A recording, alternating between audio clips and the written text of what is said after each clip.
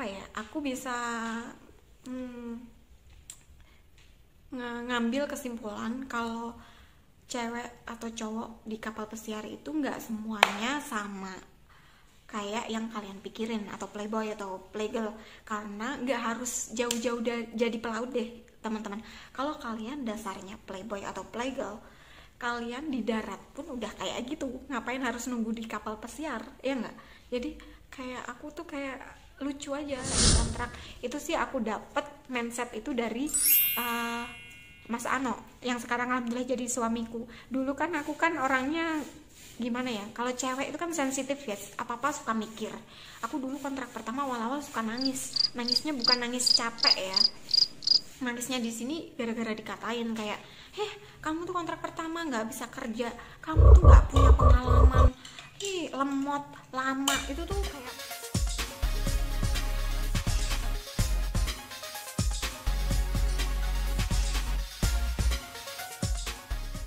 guys, welcome to my channel. Balik lagi dengan aku Dian Tias.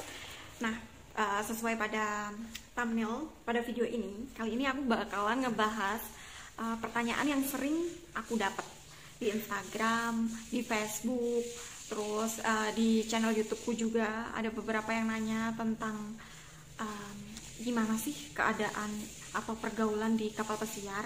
Itu aku rangkum pertanyaan kalian jadi satu, yaitu aku bakal ngebahas tentang sisi kelam dunia kapal pesiar dari versi aku ya teman-teman, pelaut cewek. Jadi buat yang baru gabung, kenalin aku Dian Tias. Aku itu salah satu kru pelaut di kapal pesiar di Jerman. Hampir kurang lebih 4,5 tahun. Jadi sebenarnya kalau tahun ini normal, aku naik tuh udah tahun kelima aku jadi pelaut. Jadi seperti apa ceritaku tentang membahas sisi kelam dunia kapal pesiar. So buat kalian yang penasaran, tetap tonton videonya sampai habis and stay tune guys. So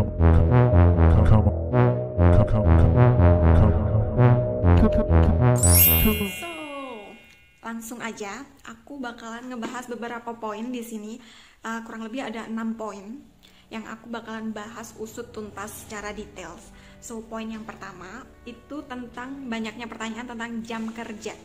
Di sini di kapal pesiar itu ya teman-teman, jam kerjanya tuh kayak nggak pasti gitu loh. Tapi minimal kalian tuh harus kerja paling kecil kayaknya 10 jam.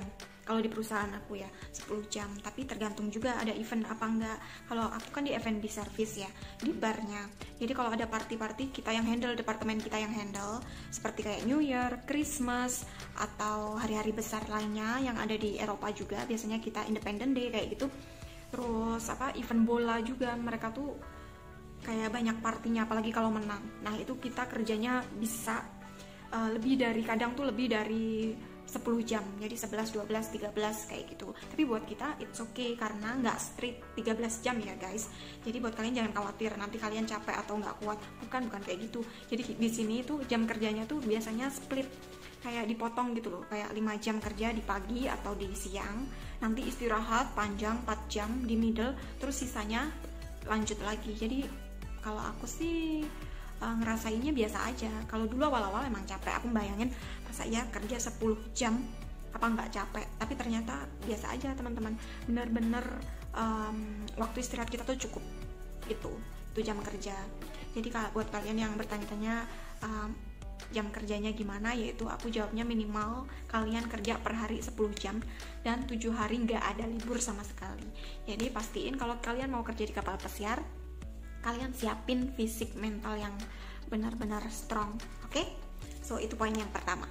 Poin yang kedua, di sini aku bakalan ngebahas tentang gimana sih pergaulan di kapal pesiar, karena sering ya kita dapat image seorang para pelaut, terutama aku nih ya, karena aku kan pelaut cewek, itu tuh sering dianggap kayak playgirl, pacarnya banyak, gonta-ganti pacar, gonta-ganti cowok, terus kayak matre, terus pokoknya negatif lah guys. Kayak apa sih definisi pelaut itu, kayak fuckboy, fuckgirl kayak gitu. Itu tuh kayak miris banget sih. Itu tuh aku dapetin image kayak gitu dari kontrak pertama, apalagi dari seniorku ya. Aku pernah dapet kata-kata mereka tuh bilang gini, karena aku baru kontrak pertama, kata mereka, Dek, kamu nanti juga kontrak kedua juga bakalan naik cepet, kan cewek pelaut gampang kalau mau naik posisi. Terus aku kayak nggak ngerti karena aku baru di join kan di kapal, jadi kayak nggak ngeh kenapa, apa maksudnya. Tapi aku baru ngeh kalau aku udah kontrak kedua, kontrak ketiga, kontrak keempat, aku tuh ngeh banget kenapa senior aku yang udah lama di kapal pesiar mandang kalau pelaut cewek, apalagi kalau masih muda gitu. Karena aku dulu itu waktu itu masih umur 21-22, jadi menurut mereka tuh ini tuh gampang lah, maksudnya cewek-cewek di kapal yang baru tuh pasti gampang didapetin, terus gampang naik pangkatnya karena yaitu punya link atau kalian bisa deketin bos kayak gitu. Jadi itu image kalau aku yang aku rasain waktu aku kontrak pertama. Jadi seniorku tuh kayak mandang nanti aku bakalan naik cepet asal mau pacaran atau deket sama bos atasan, itu bakalan itu tuh kata-kata itu aku inget-inget dari awal aku kontrak pertama sampai sekarang. Dan agak lucu juga sih karena kayak aku dalam hati ini orang nggak kenal aku tapi langsung ngejudge, kayak nyamaratain. Mungkin ada beberapa cewek pelaut yang seperti itu mungkin ya, kalau mereka pengen naik ke kapal, pengen kayak good life, pengen punya naik jabatan, mungkin ada yang ngelakuin hal kayak gitu. Tapi kalau bagi aku di kamus kehidupanku di kamus kehidupanku tuh kayaknya kayak nggak ada gitu. Karena apa ya, aku join di kapal pesiar ya itulah tadi niat awalku tuh aku pengen keliling dunia, bukan dapet jabatan atau dapet gaji tinggi. Karena jujur guys, aku tuh ke kapal pesiar aku tuh nggak tahu gaji seorang pelaut tuh berapa. Karena dulu tuh kayak SMP tuh aku berangan-angan aku kalau udah gede, udah dewasa besok, aku tuh pengen jalan-jalan lihat Inggris, aku pengen lihat kota Paris, aku pengen lihat itu Pisa Tower di Italia kayak gitu. Terus jalan-jalan ke Sungai Venice, Italia seperti apa sih, Spanyol, Barcelona kayak gitu. Aku tuh dulu kayak sering buka atlas. Kalian tahu nggak buku peta dunia? Kita nyebutnya atlas kayaknya. Kalau kalian nggak tahu apa, itu di halaman paling belakang itu kan pasti sering ada Seven Wonders, wonder kayak 7 keajaiban dunia yang harus kita ketahui waktu SD apa SMP. Kalian bisa cek deh di peta atau atlas itu. Dan dari situ aku tuh kayak mulai terobsesi, kayak wah aku kalau besar besok aku bakalan ke tempat ini kayak gitu, ke 7 keajaiban dunia itu. Makanya aku kayak kerja keras dari aku SMP, SMA, terus bahkan kuliah. Aku sampai kuliah sambil kerja karena aku bukan gara-gara orang tua aku nggak bisa nguliahin aku atau ngasih transferan tiap bulan. Cuman waktu kuliah itu aku kayak mau hidup mandiri. Aku tuh mau ngetes seberapa kuat fisik, mental, sama pikiranku kalau aku tuh kerja sambil kuliah. Jadi bagi waktu antara jam kerja sama kuliah itu nggak gampang ya guys, karena ya itu udah capek kerja, besoknya pagi kita bangun langsung kuliah. Makanya kayak itu tuh kayak proses dimana aku nyiapin mental sebelum aku jadi pelaut. Jadi aku visi misiku kerja sambil kuliah juga itu, selain bisa ngeringanin beban orang tua, bisa hidup mandiri, bisa ngetes mental fisik diri aku sendiri, terus memanage keuangan, belajar memanage keuangan. Karena jujur aku tuh orangnya dari dulu nggak pernah nabung dari SMK, karena kalau minta duit tuh tinggal minta ke orang tua, Bu minta. Jadi aku nggak ada pikiran buat nabung buat keperluan pengen beli apa, karena orang tua aku salah satu orang tua yang kayak gampang kalau kita minta apa tuh alhamdulillah langsung dibeliin gitu loh. Makanya aku bersyukur banget. Tapi waktu di Jogja aku berubah, aku merubah mindset hidup aku yang tadinya aku bilang itu zona nyaman ya teman-teman. Karena zona nyaman itu kita bisa ngedapetin apapun tanpa harus berjuang. Dan waktu di Jogja aku tuh merubah mindset, ninggalin zona nyaman aku itu semua, dan aku mutusin untuk kuliah sambil kerja. Makanya 4 tahun bisa wisuda tepat waktu, terus bisa kerja juga sampai mau wisuda aku resign karena ngurus skripsi. Itu tuh kayak menurutku itu tuh udah cukup gitu loh buat bekal aku menjadi seorang pelaut. Dan waktu aku join di kapal pesiar, ada seorang senior, balik lagi ya ke ceritanya, ada seorang senior yang bilang, Dek, lu nanti kalau kontrak depan paling lu juga udah naik pangkatnya. Gampang kok cewek pelaut di sini tuh nambah naik jabatan. Itu tuh aku kayak masih belum dong, tapi semakin berjalannya waktu aku tuh ngerti. Bukan gara-gara aku ngelakuin hal itu ya, aku ngertinya karena ketemu beberapa cewek pelaut itu beneran ngelakuin hal yang kayak gitu guys. Jadi mereka tuh deketin bos demi naik jabatan. Jadi kayak oh, aku baru kontrak kedua aku ngerti sekarang kenapa waktu aku kontrak pertama senior tuh bilang begitu. Tapi untungnya aku masih ingat prinsipku awal kenapa aku kerja di kapal pesiar. Jadi buat pesan juga sih buat teman-teman pelaut, terutama senior, buat kalian tuh kalau ketemu first kontrak, apalagi cewek yang masih muda, jangan ngeremehin atau jangan kayak buat mereka down atau mikir yang aneh-aneh gitu loh. Kalau nggak bisa ngajarin, mending kalian tuh kayak support gitu loh. Apalagi kita satu negara ya. Jadi kayak please banget deh para pelaut yang cowok-cowok senior itu jangan ngejudge semua cewek pelaut itu ke kapal pesiar itu demi duit atau demi naik jabatan kayak yang kalian pikir gitu. Tapi memang benar ada beberapa yang seperti itu, cuman jangan disamaratain. Itu aja sih keinginanku, maksudnya saranku buat kalian para pelaut cowok, oke?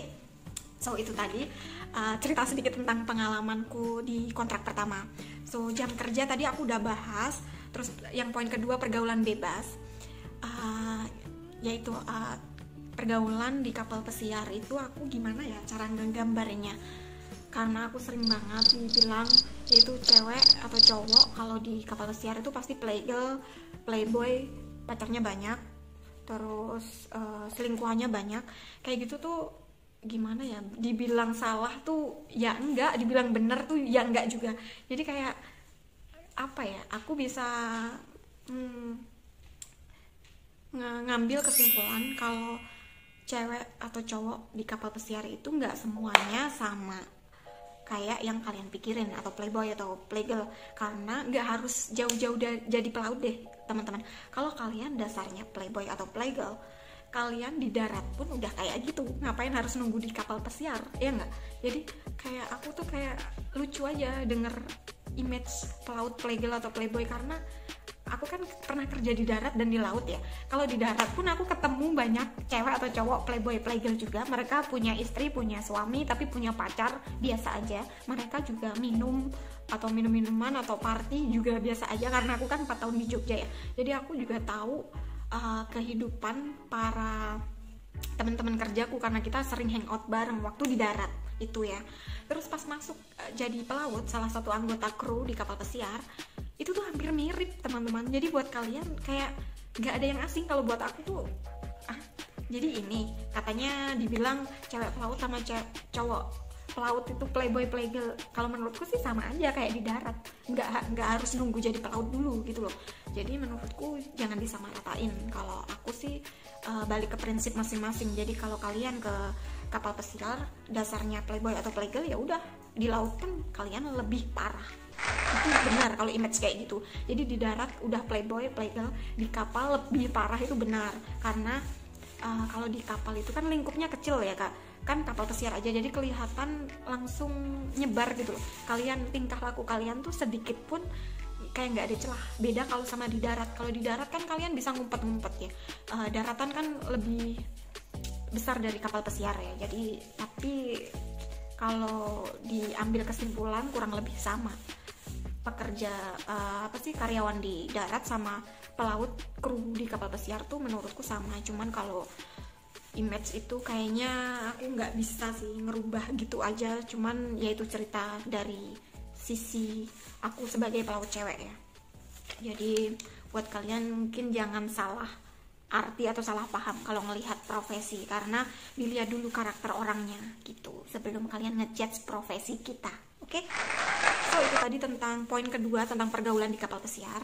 Dan poin ketiga di sini aku bakal ngebahas tentang gini, drama.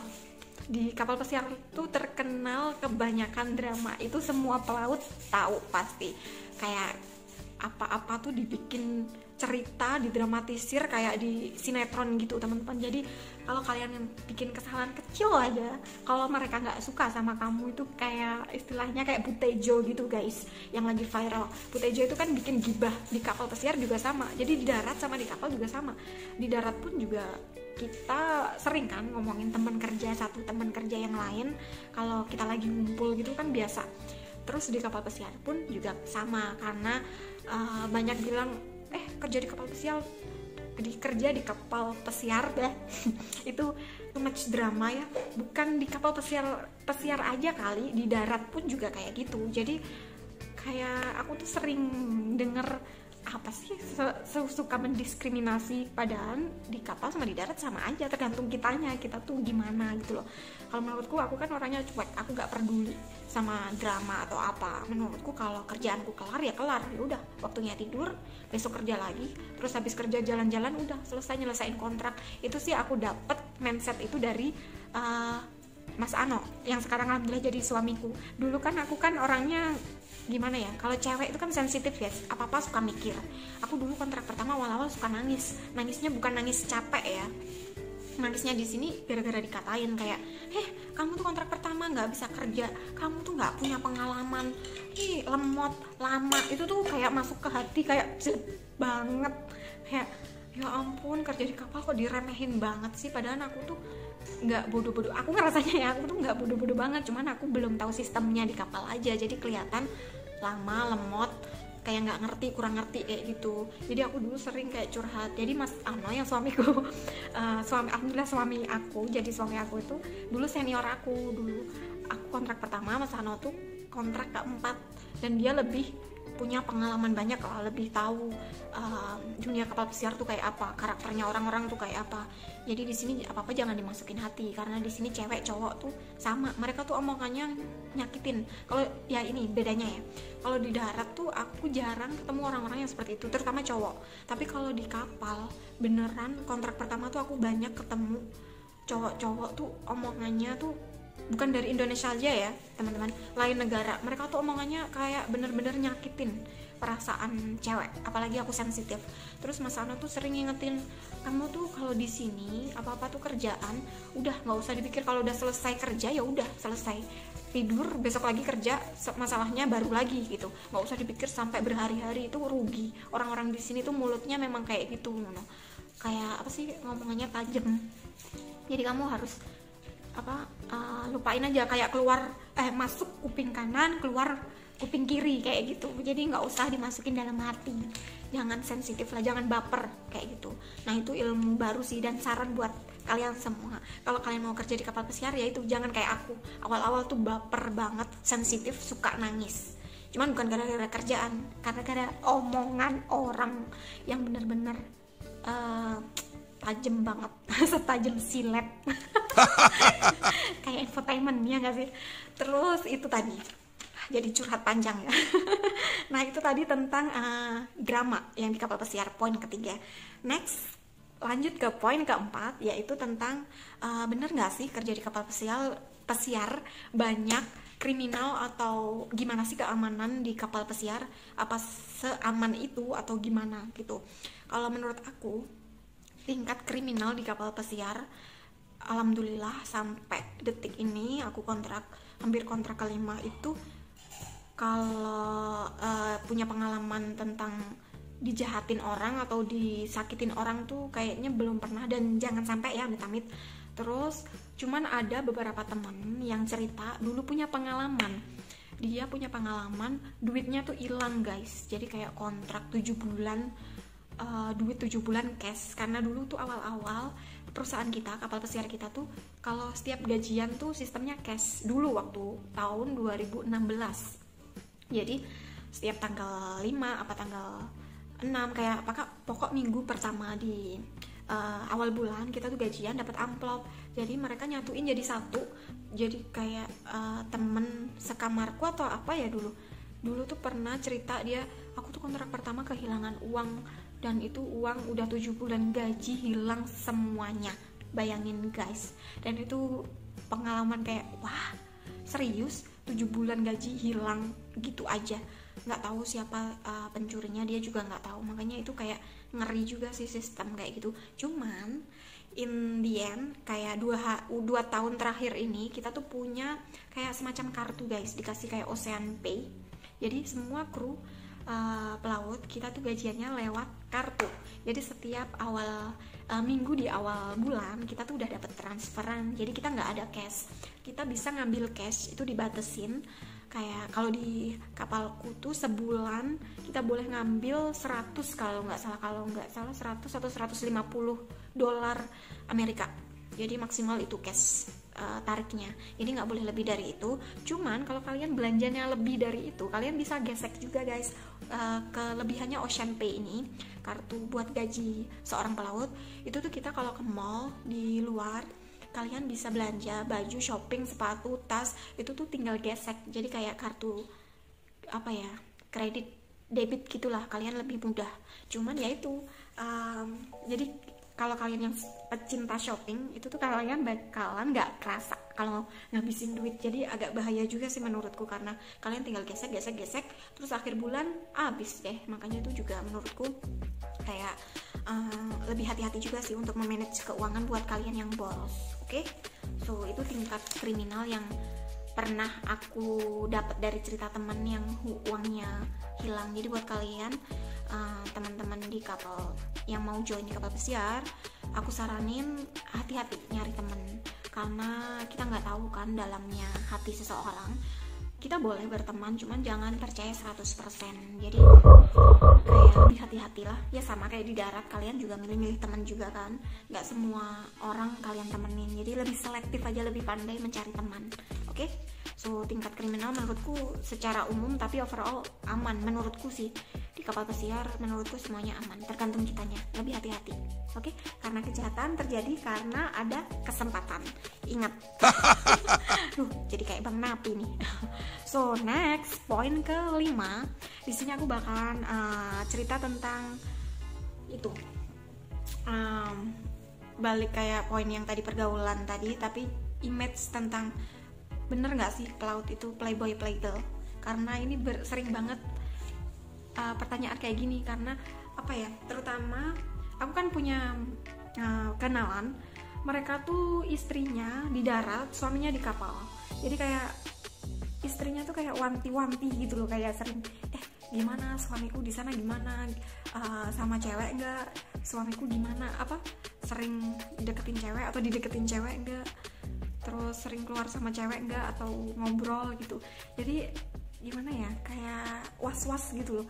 Jadi gini, buat pesen buat kalian para istri atau para suami lah, kalian di darat, gini, kalau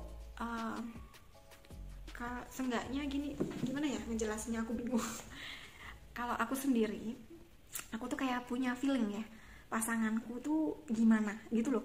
Kayak playboy atau playgirl bukan masalah profesi kita, jadi masalah si pasangan Anda gitu loh, pasangan kalian itu basicnya tuh mereka tuh gimana dulu waktu pacaran atau waktu sehari-hari waktu sama kalian tuh, mereka kira-kira sama cewek atau sama cowok lain tuh jelalatan nggak atau terkenal genit nggak, kayak gitu kan kalian pasti tahu ya keseharian pasangan kalian. Jadi ya jangan tanya ke kita, karena menurutku bukannya kita nggak mau, aku nggak mau ya, cuman kayak aku tuh bukan CCTV, jadi dan aku nggak mungkin lah ngebuntutin suami atau istri kalian 24 jam. Nanti mereka juga bakalan curiga, ngapain ini dia ngeliatin aku terus, ntar malah negatif mikirnya.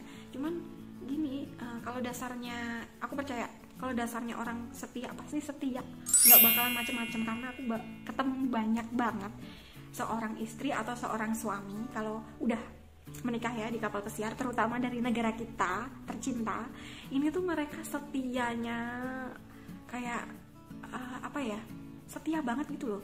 Religius iya, ingat Tuhan iya, terus sayang sama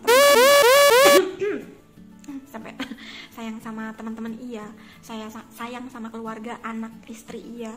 Karena mereka tuh sering cerita kalau kita lagi nimbrung gitu ya di Indonesian Corner, karena kita punya tempat makan khusus. Jadi pekerja yang dari satu negara, kita tuh duduk di pojok, itu semuanya orang kita, satu negara.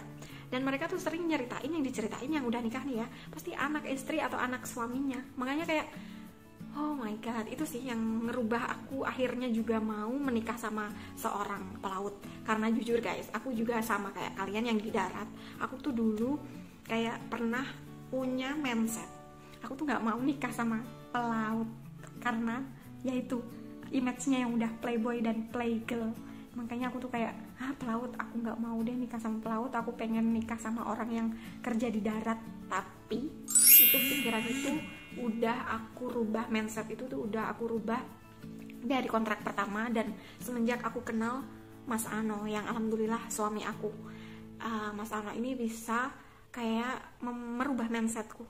Karena aku kan dari awal kayak dibilang anti gitu ya, pelaut enggak deh, aku nggak mau cari pacar pelaut. Tapi Mas Ano tuh bilang, nggak, kamu kenapa sih kok mandang profesi pelaut itu negatif? Kamu ingat loh, kamu kan juga pelaut. Berarti kalau kamu mandang seorang cowok pelaut itu playboy atau fuckboy, berarti kamu nggak menghargain profesimu, kamu juga pelaut. Terus aku mikir, oh iya ya, aku kan juga pelaut, kenapa aku harus ngawatirin profesi aku sendiri? Karena aku tahu nggak semua orang di kapal pesiar tuh seperti itu, cuman image-nya aja terlihat sama orang-orang yang kayak belum tahu. Kayak aku kontrak pertama itu tuh image-nya ya kayak gitu, kayak orang-orang di darat mandang profesi kita seperti itu. Makanya dari situ kayak oh ya udah deh, akhirnya ada orang yang sayang beneran, serius, dari awal perhatian. Ya udah, akhirnya bisa ngerubah dikit demi sedikit. Ternyata cewek atau cowok pelaut tuh nggak semuanya playboy sama playgirl. Makanya dari situ aku mau berpacaran dan akhirnya sampai menikah dengan seorang pelaut juga. Jadi sama kayak profesinya. Nah buat kalian yang nggak pelaut pun, kalian juga harus positive thinking. Percaya aja, pasangan kalian tuh di kapal kerja serius kok, nggak main-main. Karena mereka juga di kapal pesiar demi kalian, demi menghidupi keluarga tercinta. Oke? So positive thinking, pesan dari aku. Oke? So itu tadi poin kelima. Dan poin keenam, atau bisa dibilang ini poin terakhir ya, karena udah terlalu panjang aku ngomong. Lain kali aku bakalan bikin vlog selanjutnya kalau kalian pengen aku ngebahas apa. Oke, kalian bisa komen di kolom komentar di bawah ini. Nah, poin terakhir ini aku bakal ngebahas tentang tingkat stres seorang pelaut. Karena banyak banget kan berita di media kalau bilang ditemukan seorang kru di kapal pesiar gantung diri, atau ditemukan seorang kru kapal pesiar bunuh diri, loncat ke laut, atau apalah pokok tentang mood stress kayak gitu, tentang cerita mengerikan lah menurutku. Karena aku sendiri kalau memanage mood aku naik turun itu pasti ya, semua pelaut yang kerja di kapal pesiar pasti moodnya kadang kita ngelaluin stres, kadang happy, kadang boring, kadang sedih. Itu udah biasa, sama kayak di darat juga. Cuman di sini bedanya agak riskan juga sih, soalnya di sini kita kerja 7 hari, nggak ada libur, dan jam kerjanya juga lumayan panjang, yaitu minimal 10 jam. Jadi kayak menurutku sih agak riskan juga buat orang-orang yang pada dasarnya mereka suka ada riwayat depresi kayak gitu, sering stres, sering sedih, terus kadang sering moodnya naik turun, nggak kekontrol. Itu tuh agak lumayan bahaya sih kalau kalian join di kapal pesiar, karena yaitu rentan untuk bunuh diri juga. Karena aku juga punya pengalaman, satu perusahaan sama aku, satu kapal pesiar, dia tuh putus cinta. Contoh nih ya, putus cinta sama pacarnya di rumah, cowok nih. Gara-gara dia tuh mungkin orangnya labil, kan masih muda ya, sekitar umur 22 kayaknya, kalau nggak 23 mungkin. Kayak masih muda lah, jadi kayak labil gitu. Dia tuh diputusin atau berantem sama pacar di rumah di darat. Terus habis itu keesokan harinya dia tuh ditemuin gantung diri. Dan itu tuh ngeri banget, ya Allah. Kayak ya itu, kalau kalian benar-benar mentalnya lagi down, mending kalian cerita deh sama teman-teman atau ngumpul senang-senang. Jangan menyendiri, jangan kayak dipikir masalahnya terlalu dalam, karena bahaya juga, karena kita fisiknya, yaitu kita kerja 7 hari dalam 24 jam, dan jam kerja kita juga panjang, itu tuh mempengaruhi juga. Jadi saran aja buat para pelaut, kalau kalian punya masalah mungkin harusnya lebih terbuka gitu loh, cerita sama teman. Kalau buat aku, karena ya itu buat pengalaman, sampai ada yang gantung diri atau jam ke laut juga ada. Beberapa tamu juga aku punya pengalaman, tamu gak hanya kru ya teman-teman, tamu tuh kadang mereka punya masalah di darat, terus liburan buat buang stres, malah kalau di laut mereka para tamu ini kayak makin stres mungkin makin gak kekontrol, dan pada akhirnya mereka lompat ke laut, dan itu juga ngeri juga sih. Jadi itu cerita tentang tingkat stres di dunia kapal pesiar. Cuman ya buat pelajaran semua sih, untuk sering sharing sama teman atau keluarga. Jadi jangan punya masalah dipikir sendiri, dipinggul dibebanin ke diri kita sendiri. Kita tuh punya teman, punya sahabat, punya keluarga yang siap ngedengerin kita. Jadi kalian jangan pernah ngerasa sendiri. Itu pesan dari aku. Nah, udah 6 ya. Itu tadi poin yang aku bahas, yang mencangkup semua pertanyaan dari teman-teman semua yang sering banget ditanyain ke aku. Udah aku jawab semua ya teman-teman. Jadi buat kalian, jadi jangan penasaran lagi, oke? So itu tadi sisi kelam kerja di dunia kapal pesiar. Semoga cerita dari aku bermanfaat dan bisa merubah mindset kalian yang tadinya khawatir tentang pacar atau istri atau suami yang kerja di kapal pesiar. Semoga membantu dan bermanfaat bagi kalian semua. So, see you on the next video guys. Thank you.